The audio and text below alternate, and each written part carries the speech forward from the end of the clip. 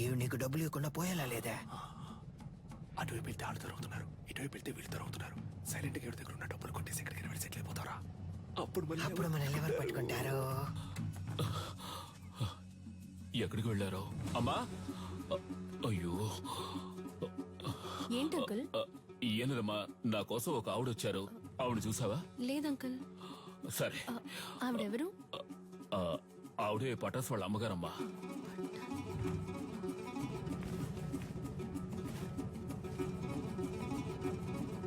అన్నా radio city పెట్టానా? ఇప్పుడు నీకు అది అవసరమా? సైలెంట్ గా రా.